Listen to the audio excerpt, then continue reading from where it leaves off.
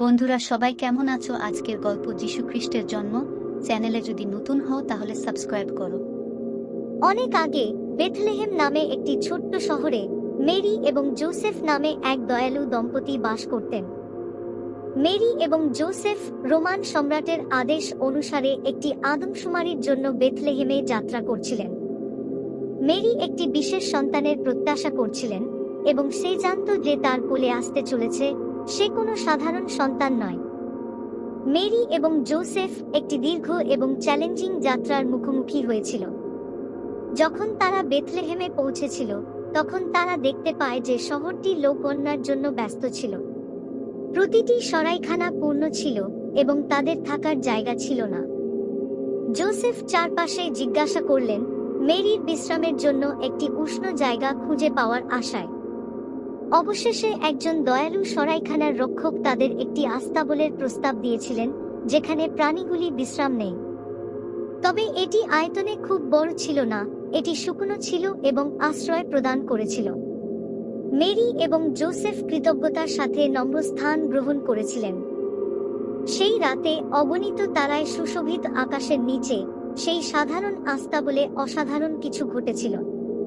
Mary একটি ছেলে সন্তানের জন্ম দেন। তারা তার নাম যিশু রাখল, ঠিক যেমন দেবদূত তাদের করতে বলেছিলেন।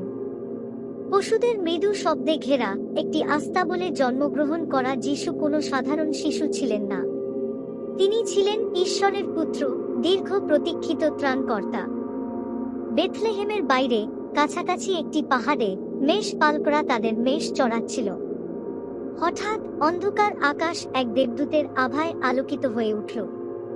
মেষপালকরা ভয় পেয়ে গেলেন, কিন্তু দেবদূত বললেন, ভয় পেও না, আমি তোমাদের জন্য সুসংবাদ নিয়ে এসেছি যা সমস্ত লোকের জন্য মহা আনন্দ বয়ে আনবে।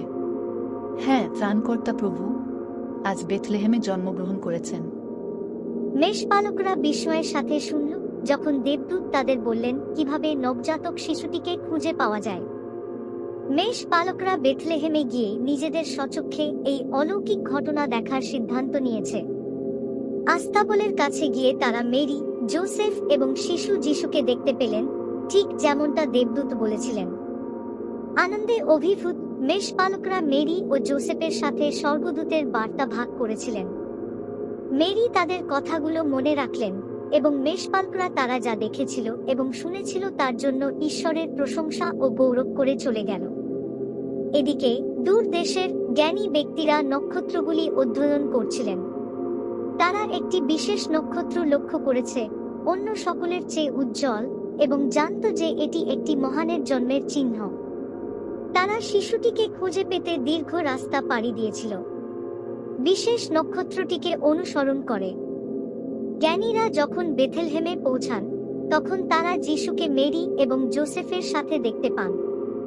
তারা সোনা, সুগন্ধি, রাজত্বের প্রতীক, দেবত্ব এবং ত্যাগের উপহার পেশ করেছিল।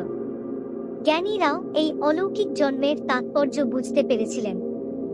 মেষপালকরা এবং জ্ঞানী ব্যক্তিরা, সাধারণ মানুষ সকলেই নবজাতক শিশুর চারপাশে জড়ো হয়েছিল, তাদের ভালোবাসা এবং শ্রদ্ধা নিবেদন করেছিল।